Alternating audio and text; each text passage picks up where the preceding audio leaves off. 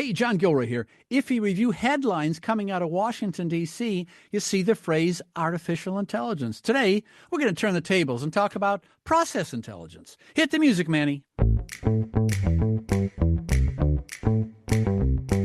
Welcome to the Federal Tech Podcast, a podcast that connects you to federal technology leaders. My name is John Gilroy, and I will be your moderator. In the virtual studio today, we have Aubrey Vaughn, Vice President of Strategy and Business Development of Public Sector at Celonis, Celonis. Aubrey, how are you? Good afternoon, John. Thank you for having me. It couldn't be better. Appreciate the time today, sir. All kinds of artificial intelligence. Let's throw that out the window. Who cares about that? Let's talk about process intelligence. And I mean, I've been in this business a long time. How many interviews have I done where people say, well, the key is people process technology? I've heard that if you went to Google Trends, everyone's talking about that. But you guys don't specialize in the people or the tech. You specialize in the process. And let's just talk about the whole idea of your company, its origins, and how it can help my federal audience. Well, John, happy to do so. You know, it's ironic that you say that everyone says people processes and that's a fact. And we hear that all the time. And even in the business side of our space, process intelligence, what we describe as process intelligence, is the connected tissue of a business. It literally defines how businesses operate effectively and efficiently to drive the mission of the agency or department that you're working in. And what it does is it just simplifies the way businesses do business by looking at the process and diving into it and understanding what's going wrong, what's going right, and how you can improve things along the way. One of the adages we use here at Celonis is there is no AI without PI. Process intelligence is really the driving factor of how we operate smoother, better, and faster. And as you know, John, today in this realm of efficiency, we find ourselves in one of the most unique positions any software could sit in. Being the global leader in process intelligence really provides us with the ability to do a software COTS-based platform first to help agencies understand how, why, and when to do modernization projects. And not only is it around system modernization and transaction monitoring, but it's also around compliance and regulatory mandates. We're seeing a tremendous amount of change with this new administration and how things are operating, how they plan to operate in the future, and how they're going to better function for the citizen services across the globe every day. And so at Celonis, we focus in on processes and making them better and operate more efficiently for the government by using software. Yeah, so Simon Sinek says, start with why. So Aubrey Vaughn would say, no, start with the how. And that's what we're talking about.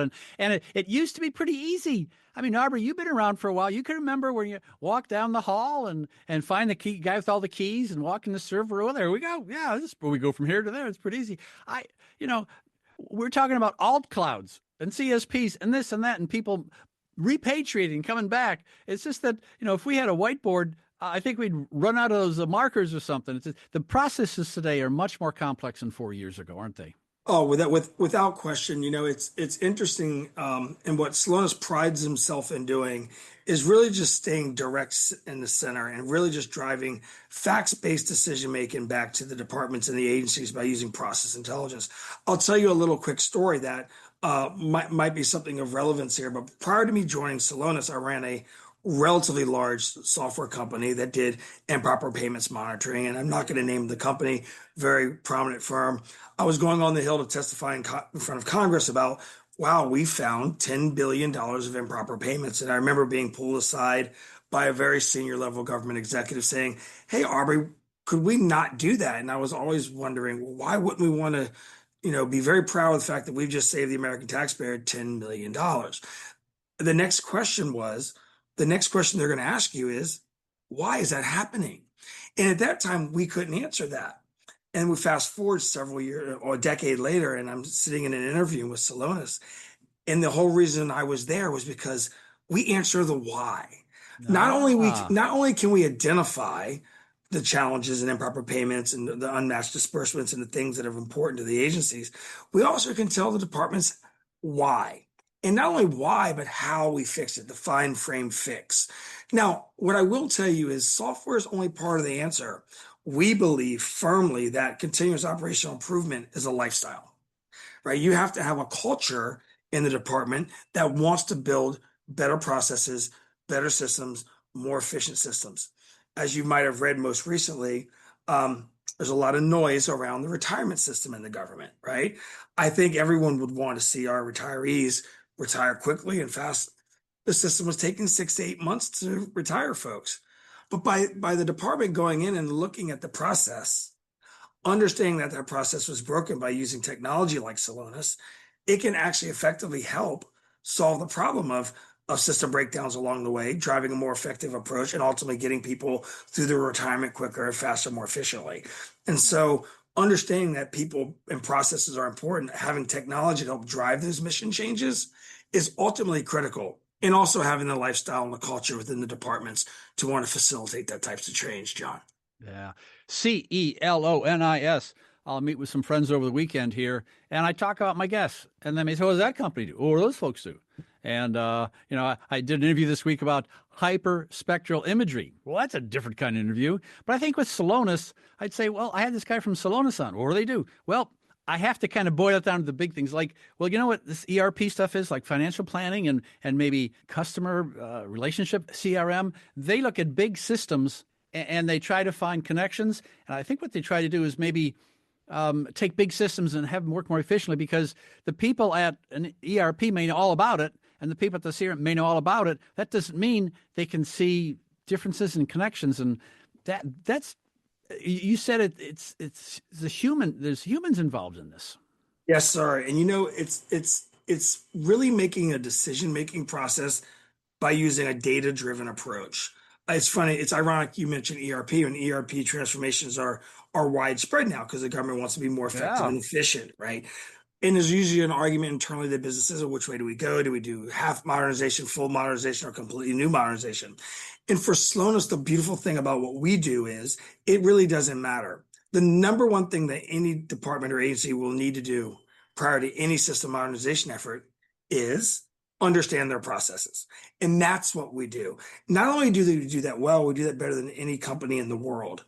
And what we're able to not only do is in that process, we actually save a tremendous amount of time, money, and effort in the departments in figuring out what they need to do and when they need to do it. And so when I describe Celonis to people, it's really a catalyst of change by just using a data-driven approach, using machine learning to actually make educated decisions in their modernization efforts.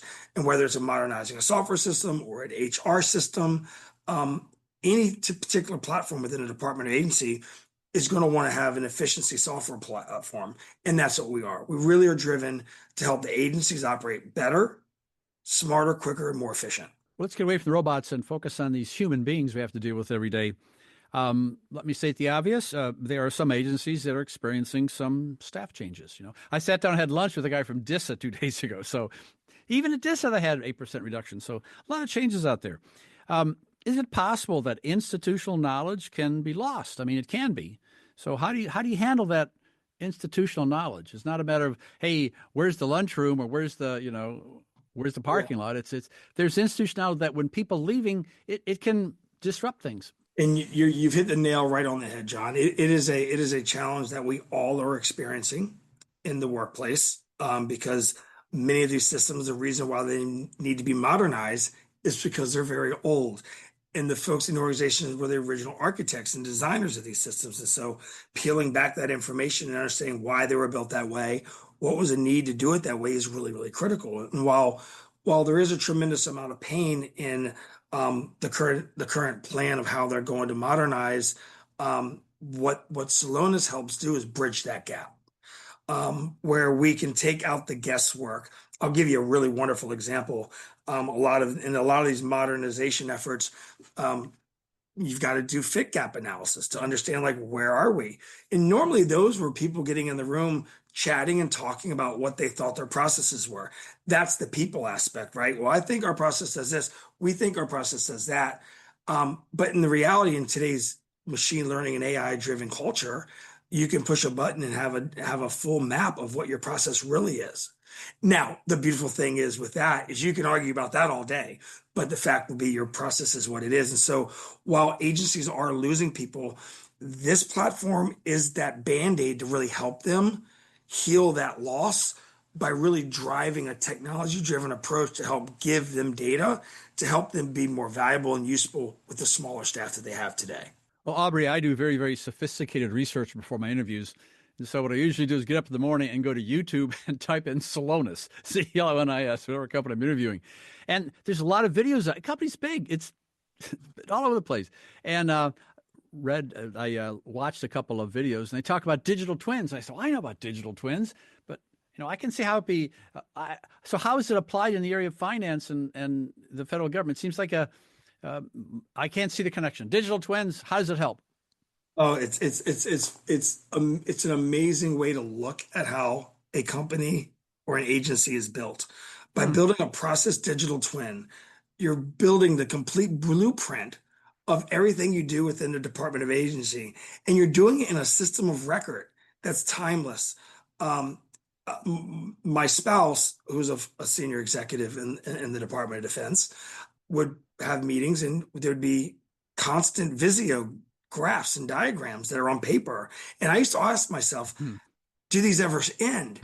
Imagine all of that in a digital, repeatable framework in perpetuity, given the power to the government to go back at any point in time, at any reference point, to check what the process was, what it will be, or what it needs to be out of the box. And so the day and time of having a digital twin for processes now, it's a reality. And it's something that I think in the next 12 to 18 months, every agency will have because it's just smart. It's just that it's the evolution of the BlackBerry to the iPhone. The way Steve Jobs in 2007 revolutionized the way people communicated over a cell phone, Celonis today is revolutionizing the way people use data to analyze our processes to be more effective. We're systematically changing how the government can be more effective in a much more cost efficient and an effective manner. And I couldn't be more proud to be a part of it because it's a really wonderful thing when you're sitting across a secretary or a senior leader in the Department of Defense or another agency and say, sir, we can help you do this in this short period of time. And they're mind blown. Um, but going back to the people, it is a cultural and adapting change, right? You have to really need to have to believe in what you see and know to make it work. And we're seeing that every day. And our team at Celonis works tirelessly through the night. Like literally right now, we have engineers around the world trying to find better ways to make the process system work more efficiently for our customers. And we're very proud of that. We're going to see a lot more of it in the future, John. Well, if you talk about, if you're just in the group of people, maybe technology folks, talk about artificial intelligence, digital twins, these are all popular topics, and everyone has an opinion and they want to dump it. Hey, I want this. And no, Audrey, you're wrong about it. No, it's a fun conversation. And usually there'll be a topic of audits. Hey, Yes. where'd Audrey go? Oh, he went to get Yeah. coffee. Where'd Sally go? So I got to talk, I think about finance, I think about federal government, I think about efficiencies. Audits take place here. So it seemed like you're offering maybe assist in the dirty laundry part of doing business, isn't it? Well, what I'll tell you is I think, and having spent my entire career in the financial management, fraud, waste, and abuse space, I think the government gets a bad grade undeservingly. I think you have tireless government employees working hard. Government and DoD finance, accounting, management is very complex. A lot of moving parts. Things are able to be discussed and those that are not. So it's not an easy environment, and there are a lot of challenges with it. With that being said, one of our core competencies and probably one of the strongest use cases we have is around audit readiness. In one particular DoD agency, we were able to reconcile an NFR process in a matter of days, taking 6 screens down to one and giving them the ability to do an audit in real time. We're going to do a lot more of that for the Department of Defense because I think we're now at a nexus in government contracting that software COTS-based platforms are going to be more prevalent and real. They're going to look to using technology to help bridge the gap to where they've been weak. And I think audit readiness is achievable. I think in every audit, it starts with understanding your process. A failed activity can't happen unless the process is broke. You can't know if your process is broke if you're not using Celonis. So I actually believe Celonis is a global tool to actually help the Department of Defense get a clean audit opinion in every year moving forward. And so, yes, it's probably the single most important thing SecDev is dealing with right now is determining how he's going to manage all these operational divisions and getting them audit ready. Celonis should be a big part of that, sir, moving forward. So this is an audio interview, but I can see you on Zoom, and in the background there is the best team wins with Celonis logo on it. And I'm looking at it, and it looks like swim lanes to me. Yeah, it looks like swim. And this is how people operate. Well, I'm in my lane. Okay, good. Where's Aubrey? He's in the 2 lanes over. Okay, and so a lot of people can be very efficient in their swim lanes. Maybe they're silo. Swim lanes might be more flexible than a silo, and it takes the coach. And I remember my NCAA coach standing on the deck and going, Aubrey, Aubrey, Aubrey. You're so it's you can operate very well in your lane, and you can read all the books and be efficient and work hard, diligent, and hit all your goals. And guess what? You may not be heading in the right direction, or you may not, relative to others, you may be ahead or behind. And so I don't know if that's a swim lane thing, but it looks like it to me. It is, and I tell all the folks within my organization, we want to do what's right for the American taxpayer, and we care immensely about our reputation and who we are as an organization. And we are a firm that stays firmly in our swim lane. We happen to be the global leader in this space and have been for the last 3 to 5 years.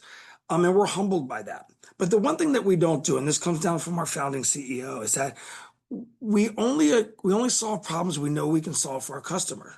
So we're not the firm that comes in and says, "Oh, we can fix everything." And we've all seen those companies do that. We stay very specific to process intelligence, and we're building this platform that's going to have an immense number of tools to actually give these departments and agency heads the ability to do smart process improvement in the process improvement lane. And so we pride ourselves in staying in our lane. We're not going out building HR systems. We're building new algorithms with Copilot and other things to help process intelligence and give the power back to the government. So staying in your lane is very important. It's sometimes hard to do because you get enthusiastic about your technology, but we humble ourselves by staying in and delivering technology and solutions that we're really poised and built to do.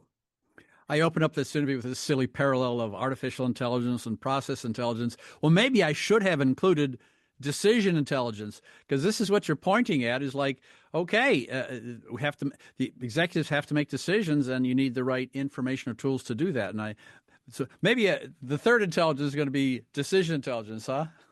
Yeah, that's what we do here at Celonis. A lot of big firms and companies have big sales team. We're educators, and we're actually teaming partners with our agencies because everything we do is an educational session, because process intelligence isn't something that departments and agencies have been using for 20 years. Right.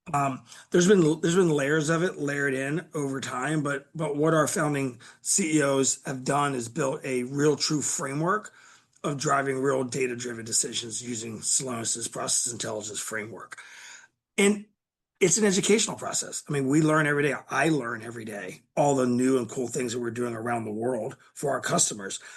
We have to go into our customers and educate them on how to use process intelligence, just like you asked me earlier about a digital twin. What's a digital twin, Aubrey? I mean, we had to explain to you it's literally a blueprint X-ray scan of your entire organization in a digital format that lives forever. So it's very comfortable for us and very humbling for us when we're invited in at very high levels in the government, because we come in under the auspice of, we just want to educate and train and teach versus come look at my cool tool and go contract it. And so we work as team partners agencies more so than selling agents.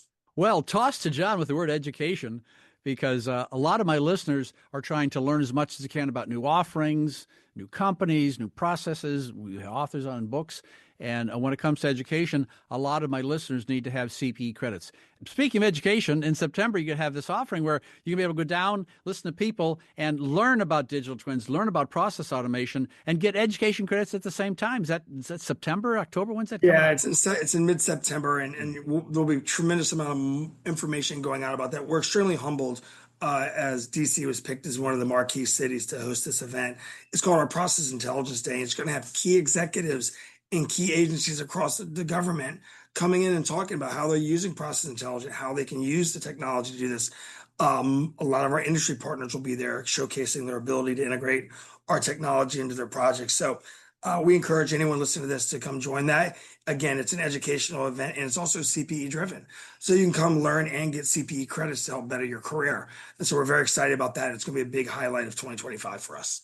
And humans learn different ways. I've been teaching for 13 years in a classroom, and some people are visual learners, some people can read, but the use cases of, forget about that, Audrey. Let me tell you what happened. We have this problem, that problem. We couldn't figure this out, and we tried A, B, and C, and I don't know, we stumbled on this, and for an audience participant, it's like, yeah, well, I can see myself in that. And they may be sitting in the back of the classroom and not saying a word, but they can learn so much from that real practical application of learning exactly what a digital twin can do, what its limitations are, and what the strengths are. And so then you can sit back and see where it applies in there. And if you're listening to this podcast and you're walking your dog or at the gym doing pull-ups, what I'll do is I'll put a link to Celonis, Celonis, in the show notes, and then I can update it here later on in the year and talk about what specific people can learn. And maybe we'll do an update over the summers. Hey, mark it in September. Here's what you can learn: 1, 2, and 3. And it's especially with some restricted travel, the fact that it's in D.C., it means a lot of people can. Why see people taking time off PTO to go to events like this? You see that, don't you? It's amazing. It is truly remarkable, and we sympathize with the federal workers that are not able to sort of get that training they were historically allowed to do. I think that's going to change. But I mean, if your audience is looking at, compliance and regulatory mandates and supply chain issues and citizen service improvements, everything you do from a process improvement perspective starts with Celonis. And we are here to serve everyone and help government work more efficiently, more effectively, and help save American taxpayer money alongside doing it. Aubrey, we're running out of time here. I wanted to ask you about legacy systems. I want to ask about real-time monitoring, but it's maybe the next time we'll bring that up. There's so much going on in this area, and like you said, people don't understand it's actually a field of study now because systems are so complex now. How it's almost like there's an old school term from years ago called a system analyst, and well, this is a system analyst almost squared or on steroids or something, I mean, so complex, so many moving changes and compliance, and I think this is a town to learn about it, so that's great. Final question here. Gaze into the future, get your crystal ball out, and tell me where you see this happening in 3 or 4. You think people are going to start understanding that efficiencies can be gained, not by adding bells and whistles, maybe just improving the existing processes? Yeah, I believe that we're going to have a clean audit opinion for the Department of Defense. I believe Celonis will be a big part of that, and other firms. There's a lot of great companies that help the government operate and be successful. I think we'll see a little bit of normalization of government. It's been noisy for the last 5 months, impacting everybody on both sides of the aisle. And we, as a firm, sympathize for all those workers and all the people. We're a very inclusive company. We care about everyone. We want everyone to have good, successful careers. So I think the government's going to normalize. I think some of the noise that's been created will be good for government. At the end of the day, I think these modernizing systems, creating a single payroll system, maybe creating a single HR system could help be more efficient and effective. And we're going to be a part of that. And if I said 5 years from now, I hope I'm talking to you again, able to share with you some of the wonderful stuff we've done to help save the American taxpayer money. And we just appreciate your time, John. Thank you for having us on today. Yeah, and I'm going to try my working title for this interview is Unlocking Federal Efficiency with Process Intelligence. Maybe the next one will be how we did this over the years. That's great. You have been listening to the Federal Tech Podcast with John Gilroy. I'd like to thank my guest, Aubrey Vaughn, Vice President of Strategy and Business Development of Public Sector at Celonis, Celonis.